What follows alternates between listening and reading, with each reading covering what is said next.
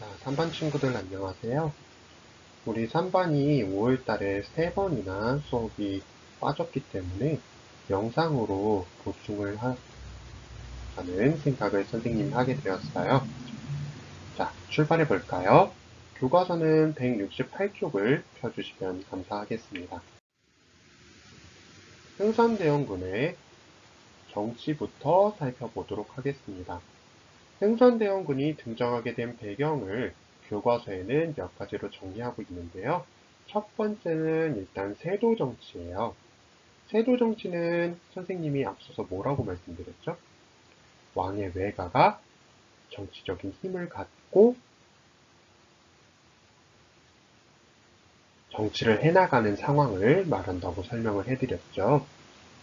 그래서 대표적인 세도 가문으로 안동 김씨가 있었다 라고 설명을 해드린 적이 있습니다. 그리고 관리들은 대표적으로 벼슬을 돈 주고 사기 때문에 자기가 돈을 들인 만큼 백성들에게서 돈을 뜯어내려고 하는 부정부패가 있었다라는 거 말씀을 드렸습니다. 이런 상황에서 각 지역에서 농민분기가 일어나는데 대표적으로 평안도에서는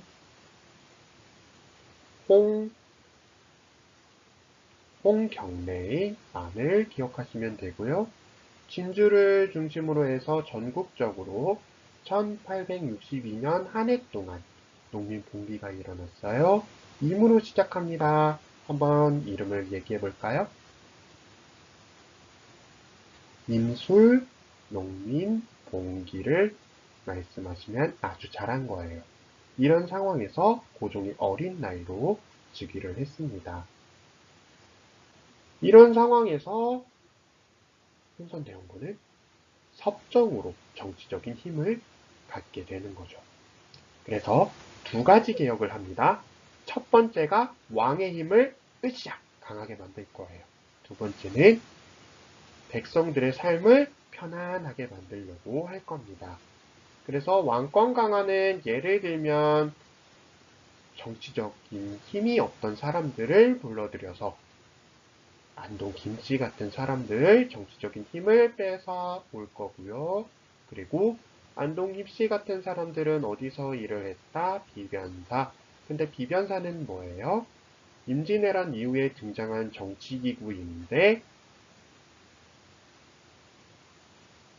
정승들이 또 각 부의 장관들이 항상 있기 때문에 일을 결정하고 처리하는 것까지 매우 빨랐다.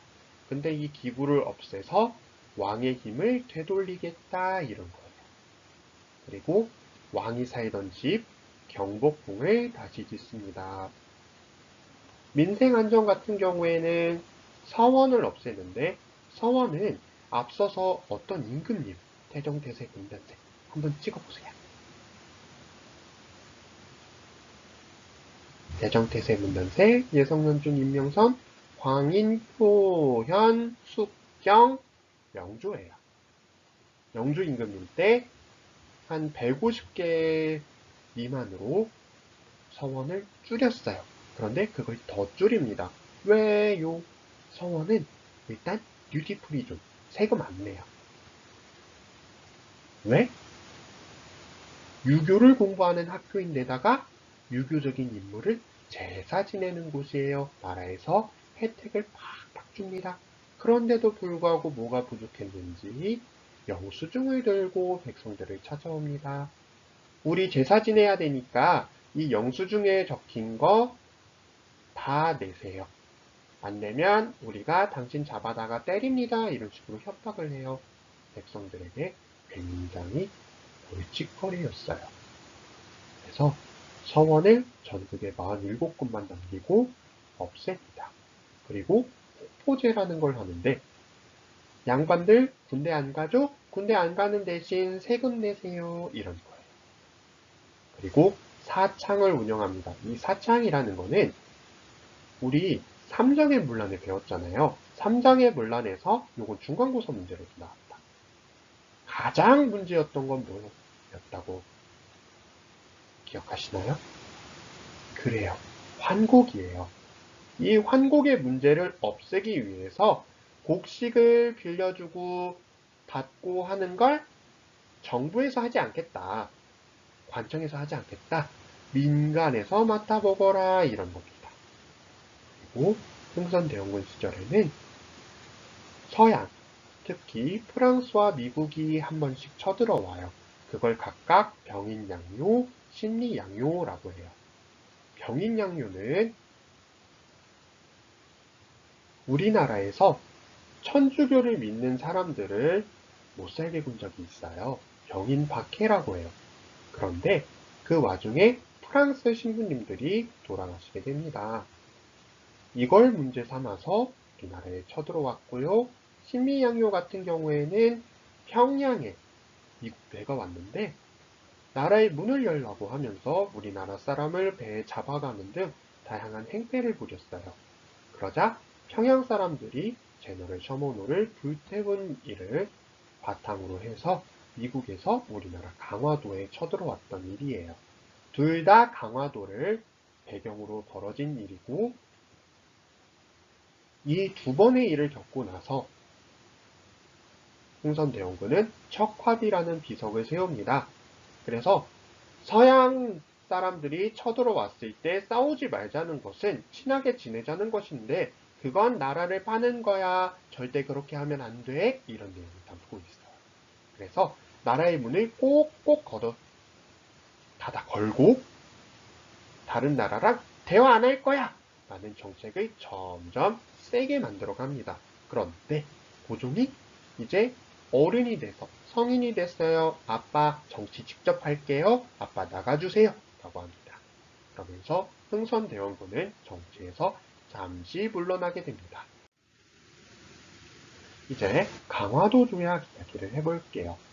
강화도 조약은요, 1876년에 맺어지게 됩니다.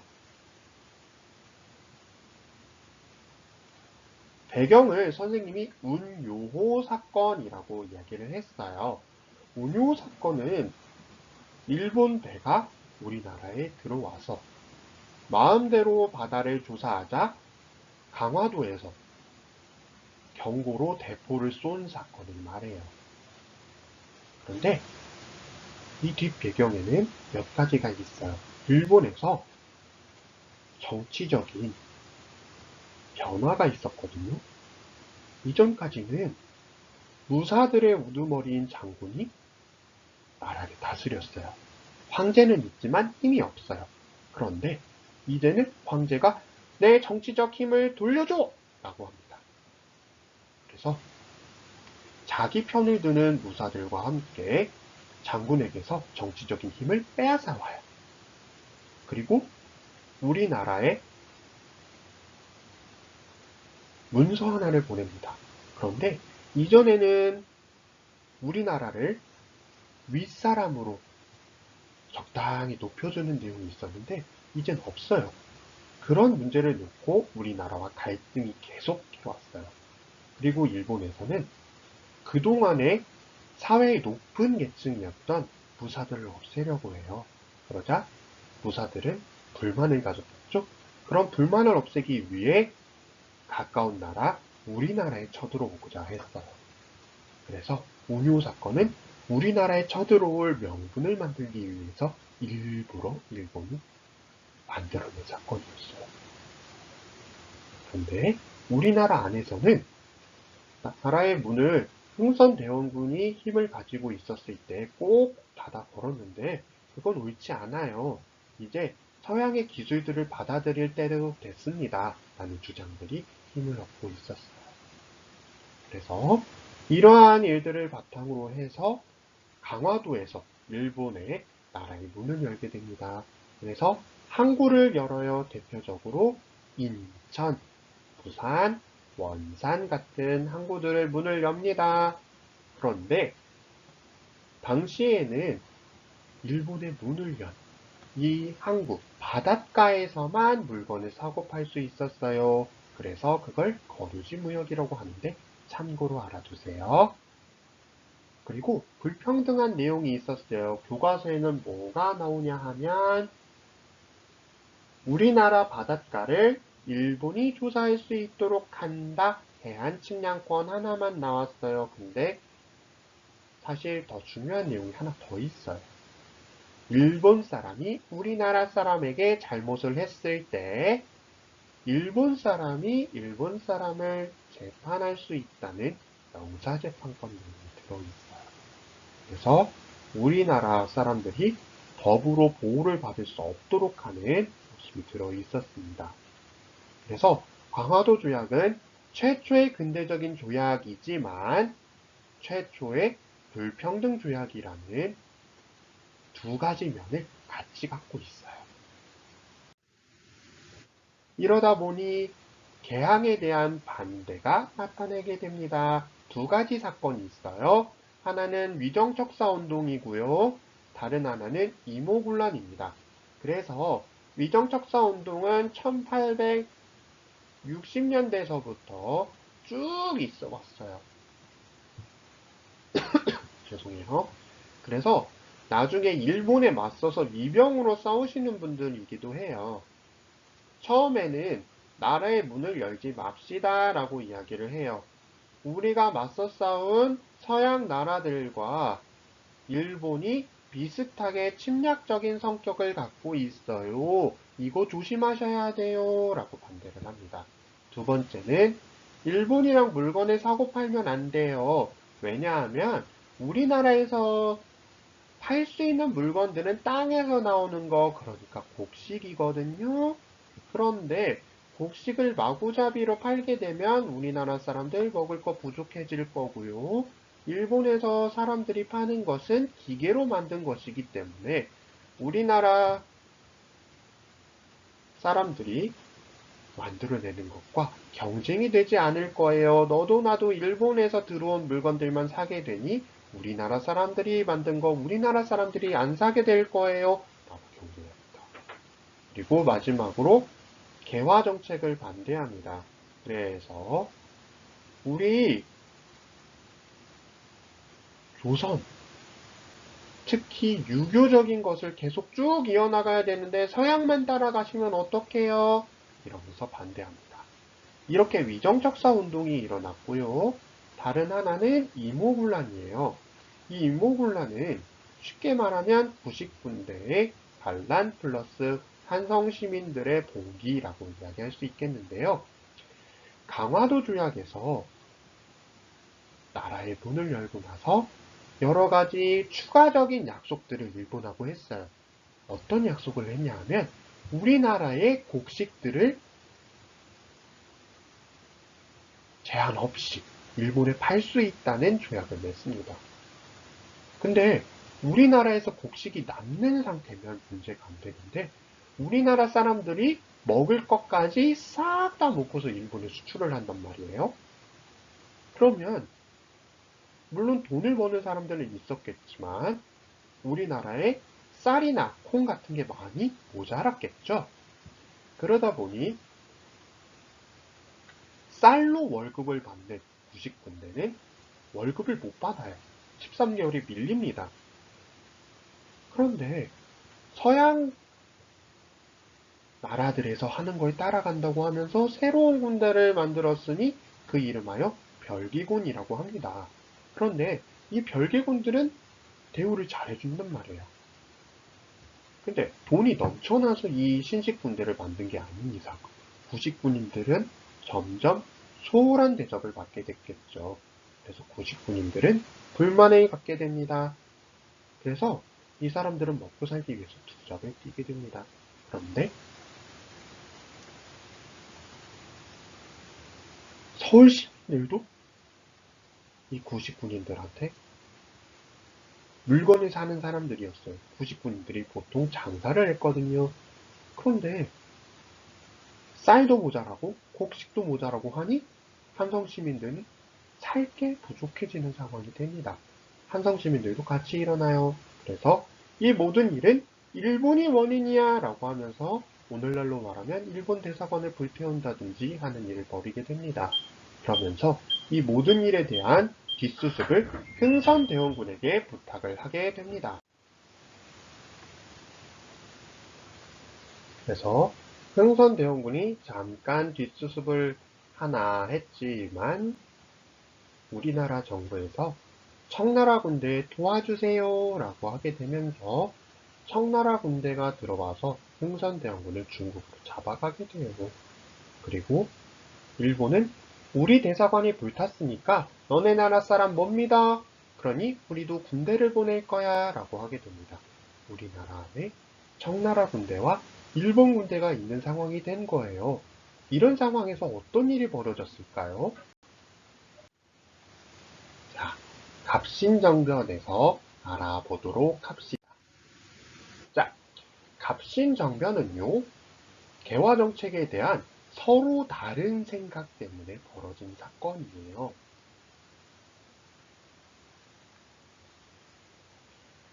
아까 강화도 조약을 설명할 때 선생님이 나라의 문을 열어야 됩니다. 서양 기술을 배워야 돼요. 라고 이야기를 하는 사람들이 있었다고 말씀드렸죠. 그런 사람들을 쫓아다니면서 배우는 제자들이 있었어요. 그 제자들을 잠깐 선생님이 쓸게요. 개, 화,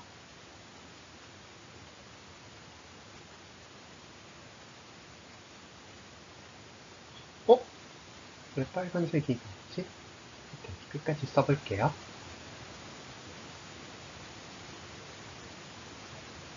개화파라고 불렀어요. 그런데 개화파는 둘로 나뉘게 돼요. 선생님이 조금 대조되는 색으로 써보도록 할게요. 으쌰. 그래서 청나라를 모델로 해서 우리나라의 기본적인 틀은 그대로 하자, 유교적인 정신은 그대로 하고 새로운 기술을 받아들이자라는 사람들이 있었어요. 요런 사람을 따뜻할 온자를 써서 온건 개화파라고 합니다. 그런데 아니야. 우리나라는 확 바꿔야 돼 라고 하는 사람들이 있었어요. 조금 나라를 확 바꾸자, 조금 빨리빨리 바꾸자, 법이나 이런 거 다 받아들여야 돼, 일본이 모델이야 이랬던 사람들을 급진개화파라고 부릅니다. 온건개화파의 중심적인 사람 민영익, 김윤식, 김홍직 같은 사람이 있고요. 급진개화파는 서재필, 그리고 서강범, 홍영식, 김옥균 이런 사람들이 있어요. 그래서 급진개화파는 자신들이 정치적인 힘을 갖기를 원했어요. 그런데 정치적인 힘을 갖지 못하게 되는 일이 벌어집니다. 왜? 고종이 한 가지 물어봐요. 그래, 나라의 새로운 서양식, 기술이나 모든 것을 받아들이려면 바로 이 땡전이 필요하느니라. 그런데 이 돈을 어떻게 마련할 것인고? 라고 묻자 온건계약파는 저희들의 생각으로는요, 새로 돈을 찍어내는 게 좋을 것 같습니다. 라고 이야기를 합니다. 그런데 급진계약파는 뭐라고 하냐면 일본에서 돈을 빌려오면 돼요. 라고 합니다. 그래서 일본에 딱 갔더니 어머나 돈을 원하는 만큼 못 빌렸어요. 그러면서 급진계파가 점점 정치적인 힘을 잃어버리게 돼요. 그러다 보니 우리가 원하는 나라를 만들어야 되는데 우리의 정치적인 힘이 점점 장비를 정지합니다. 이런 일이 벌어지고 있는 거예요. 그러자 급진계파는 일본의 도움을 약속받고 자기 쪽 사람이었던 우체국 국장이 있어요. 홍영식이 마침 이때 우체국 국장이었거든요. 그래서 이 새로운 근대적인 우체국이 만들어진 걸 축하하는 파티에 자기 정치적인 반대파들이 다 온단 말이에요. 그런데다가 당시 청나라는 우리나라에 군대를 보내왔다고 말씀드렸잖아요. 그런데 그 중에서 일부가 프랑스와 베트남을 놓고 싸우러 우리나라에서 나갑니다. 그러니 뭔가 우주의 기운을 모아서 갑신정변을 일으키게 되는 거죠. 그래서 정부를 원하는 대로 만듭니다. 정변을 일으켰어요. 이 정변은 일종의 반란, 쿠데타 이런 거 생각하시면 될 것 같아요. 그래서 자신들이 원하는 14개조 개혁 정강이라는 걸 발표합니다. 그래서 청나라를 이렇게 떠받들지 말자. 능력에 따라서 사람을 쓰자. 그리고 나라의 돈줄은 호조로 모으자. 이런 것들을 발표합니다. 그런데 이게 웬걸? 청나라 군대의 고종을 비롯해서 또 명성황후가 도와줘를 외치게 되면서 청나라 군대가 개입하게 되고 일본은 청나라 군대랑 몰래 약속을 맺고 말을 뺍니다. 그러면서 3일 만에 실패로 끝나게 돼요. 그리고 이 갑신정변은 소수의 엘리트가 나라를 바꿔보겠다고 하면서 일본과 손을 잡았기 때문에 우리나라 사람들은 갑신정변에 대다수가 반대했다는 게 한계였어요. 하지만 여기서 내놓았던 여러 가지 개혁안들은 나중에 갑오 개혁에서 이어지게 됩니다. 이번에는 밑에서부터 나라를 바꾸겠다는 생각들을 살펴보도록 하겠습니다. 동학 농민운동이 바로 그것인데요. 청나라와 일본은 이모군란 이후에 서울 안에까지 들어오게 돼요. 그래서 물건을 막 팔아요. 그러다 보니 우리나라 사람들은 점점 이거 뭔가 위험한데를 느끼게 됩니다. 그리고 동학은 우리가 전에 공부를 했죠. 인내천 사상 같은 사람들은 모두 평등합니다를 내세우면서 점점 퍼져가요. 그런데 고부군수, 지금의 전라도 정읍시장 정도 되는 분이에요. 그런데 이분이 좀 못된 짓을 많이 했어요. 당시에 나쁜 관리들이 많이 있었지만 어땠냐면 야, 너 어제 왜 나한테 인사 안 해? 너 벌금 5천만 원. 야, 너 어제 형이랑 싸웠다며? 벌금 3천만 원. 어허, 부모님한테 효도를 안 했다지. 벌금 4억 5천. 이런 식으로 막 세금을 마음대로 매겨요.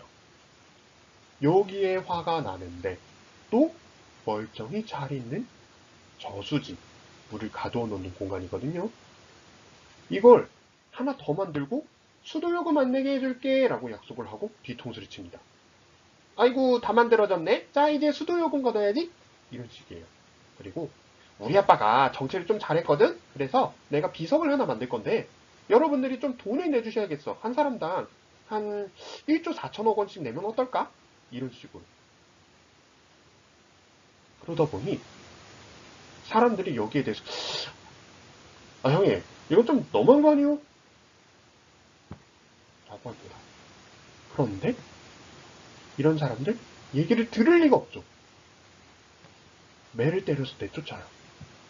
그러다 보니 동학 농민운동을 이끌게 되는 전봉준의 아버님 같은 경우도 이런 이유로 돌아가시게 돼요. 그런데 서울에서 조사하러 관리가 왔다 그래서 사람들 기대를 합니다.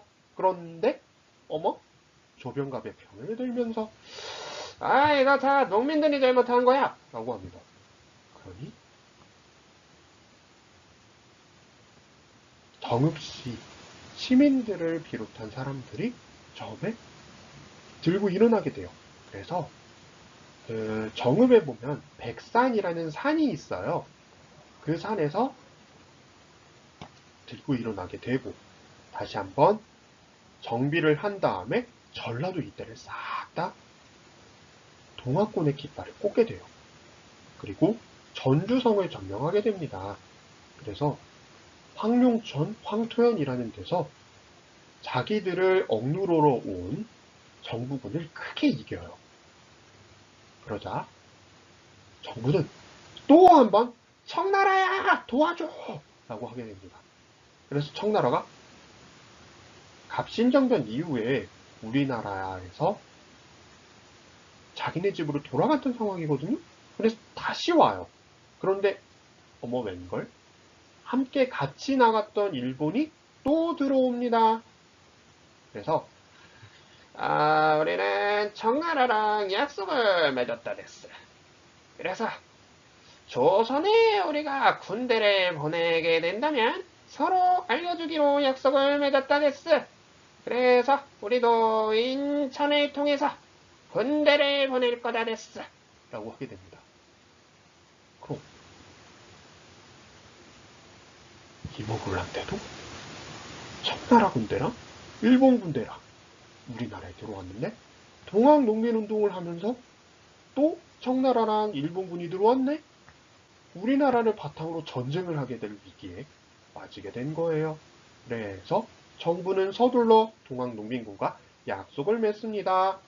너희들 전라도에서는 집강소라는 관청을 만들어서 관리 절반, 너희 동학 믿는 사람들 절반 이렇게 해서 좀 새로운 정치를 한번 펴나가봐. 우리도 너희들이 요구했던 탐관오리를 쫓아내라. 또 관리의 자리를 사고 파는 거 그만할게. 또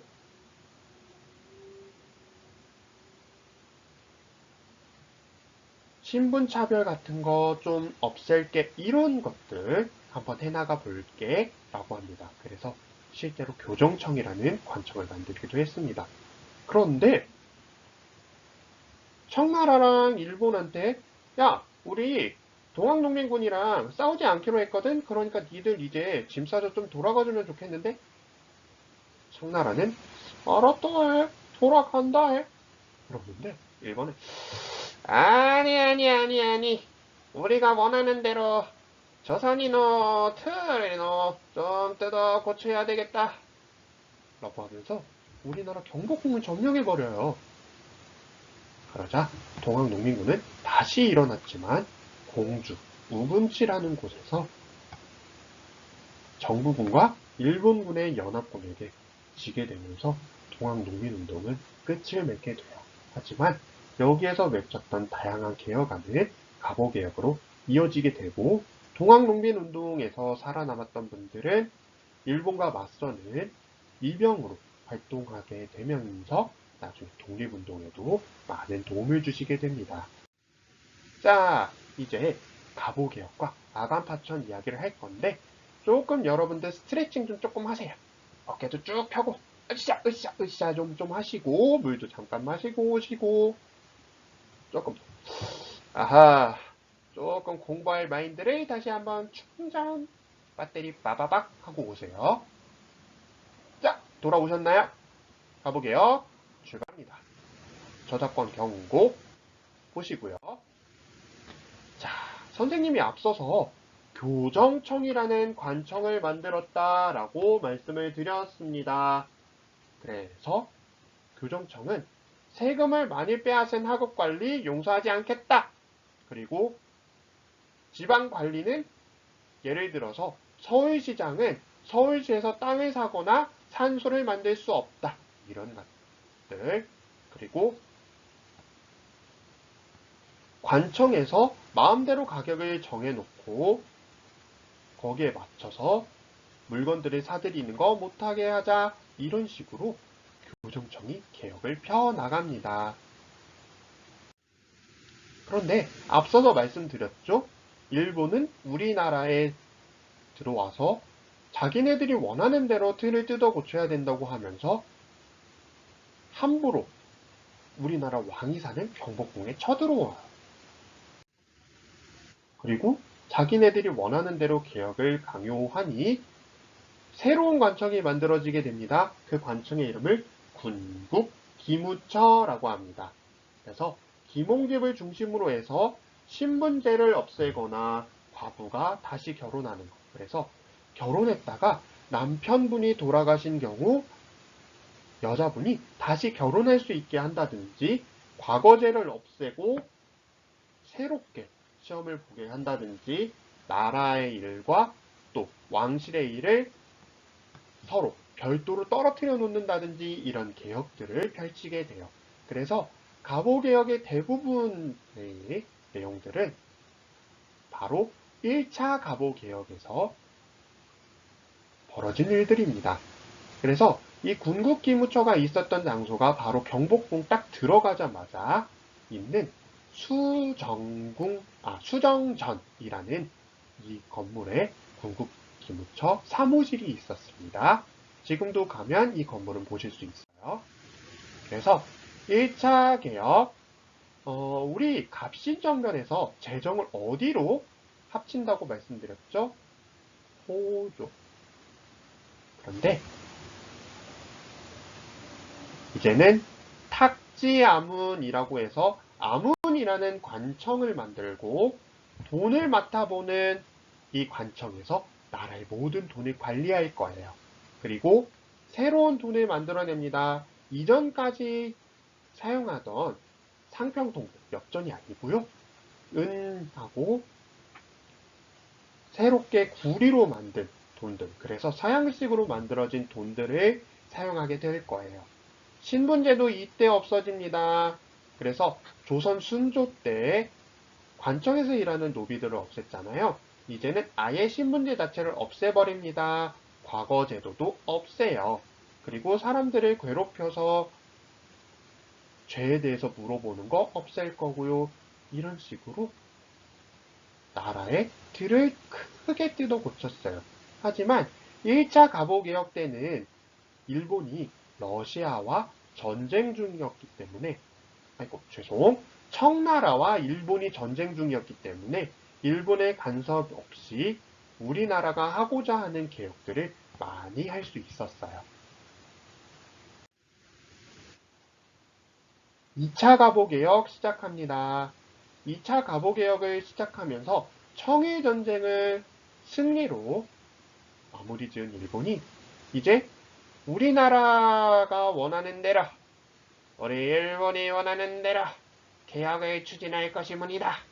그러니 임금님이 정무에 나가서 개혁안을 조금 발표를 해주시는 게 좋겠습니다. 라고 합니다. 그래서 종묘에 나가서 독립서고문이라는 글을 바치고 홍범 14제 나라의 개혁을 이런 식으로 해나갈 거야 라고 조항들을 발표합니다. 그래서 청나라에 기대지 않는다. 세금을 내게 하는 일, 나라의 돈을 쓰는 일 모두 탁자문에서 맡는다. 이런 식으로 개혁안을 발표합니다. 하지만 실질적으로는 1차의 내용을 더 많이 담고 있어요.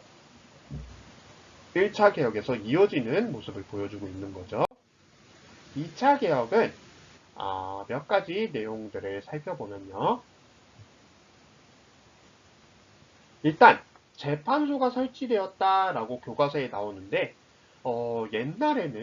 옛날에는 서울시장님이 세금도 걷고 군대도 이끌고 재판도 하고 되게 바빴어요. 그런데 이제는 서울시장님은 재판하지 마세요. 우리가 따로 법원을 만들 거예요. 라고 합니다. 그래서 지금 옛날에 있었던 그 법원 건물이 덕수궁 뒤쪽에 서울시립미술관이라고 있어요. 그 서울시립미술관 건물이 옛날에 이 갑오개혁하면서 서울지방법원이 있던 곳이에요. 그래서 덕수궁 돌담길을 걸으면 헤어진다라고 했던 게 당시 서울지방법원이 있던 자리에 나중에 서울가정법원이 만들어져서 그런 것도 있어요. 참고로만 알아두세요. 그리고 이제는 조선팔도 이야기를 했잖아요. 그걸 23부로 쪼개는 등 다양한 개혁들이 벌어지게 됩니다. 그래서 2차 갑오개혁까지 우리가 살펴보았습니다. 새로운 교육제도가 만들어진다라고 했는데 이 당시에 학교들을 좀 많이 지어서 그래요.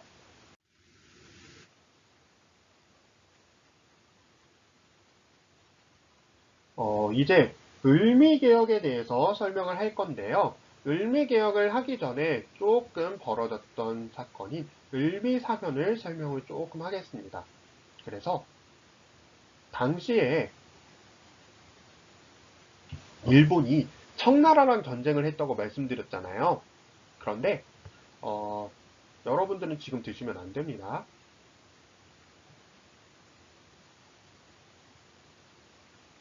중국에서 나오는 맥주 가운데 칭따오 맥주라는 게 있어요. 그 칭따오가 바로 요 지역이거든요. 일본이 청나라와 전쟁을 하면서 저런 선생님이 조금 고치도록 하겠습니다. 칭따오는 이쪽 지역이에요. 일본이 청나라로부터 랴오둥 반도를 얻게 돼요. 랴오둥이 바로 요 지역입니다. 요 지역. 그런데 러시아는 일본이 내가 눈독을 들이고 있던 지역을 갖다가 청나라에서 뺏어간단 말이야? 그건 안 되지. 그래서 이 지역을 일본이 청나라에 돌려주도록 압력을 넣어요. 그러자 우리나라에선 일본보다 더 센 나라가 있었네? 일본보다 더 센 나라가 있었네? 그게 바로 러시아요. 우리 러시아랑 좀 손을 잡아볼까? 예전에는 우리나라가 경계했는데 러시아가 정말 이 잘하는구나 라고 합니다. 그래서 명성황후를 중심으로 러시아랑 손을 잡으려는 움직임이 벌어지게 돼요. 그러자 일본은 뭐야? 우리가 공을 들여서 조선에서 점점 힘을 키워왔는데 러시아가 갑자기 끼어드네? 오이씨 뭐야 이거? 라고 하면서 그럼 러시아랑 조선의 연결고리를 끊으려면 왕비를 죽이면 되지 라고 하면서 사람들을 동원해서 경복궁에 쳐들어가 한나라의 왕비님을 죽이는 일을 벌입니다.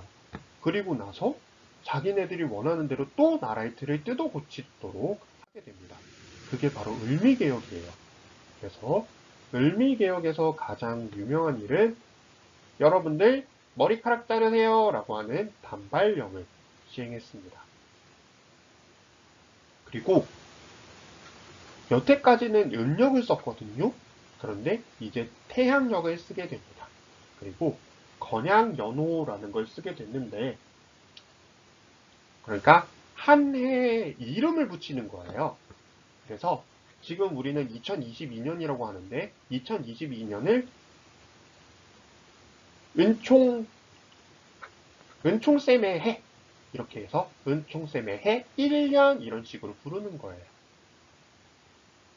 그리고 갑신정변으로 중단됐던 우체국을 다시 만든다든지 하는 일들을 보여주게 됩니다.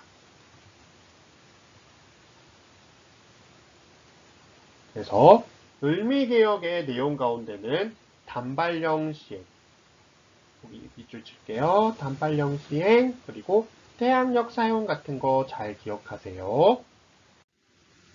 자, 개혁대 다시 한번 정리를 해봅니다만 교과서에 있는 내용 위주로 정리를 하시면 되겠습니다. 그래서 조금 많은 내용이었지만 여러분들이 잘 따라와줘서 너무 고마워요. 그리고 미스터 선샤인으로 유명한 이병들이 을미위병에서부터 하나둘씩 나타나게 됩니다. 그래서 지금 사진에 보여지는 분은 위병가를 만들고 또 여성들도 위병에 참여해야 된다고 말씀하셨던 윤휘순이라는 분이에요. 한편 일본의 힘이 점점점 커지게 되자 고종 임금님은 러시아 대사관, 당시에는 대사관을 공사관이라고 불렀다고 이해하시면 돼요. 그래서 러시아 대사관으로 몸을 옮기는 아관 파천, 당시에 러시아를 아라사라고 불렀어요. 그래서 아관으로 임금님이 옮긴다 아관파천이라는 일이 벌어지게 됩니다. 이 이후의 일은 다시 다른 수업에서 이야기를 해보도록 하겠습니다. 오늘 내용 많은데 따라와 주시느라 고생 많으셨습니다. 여러분들 고생 많으셨어요.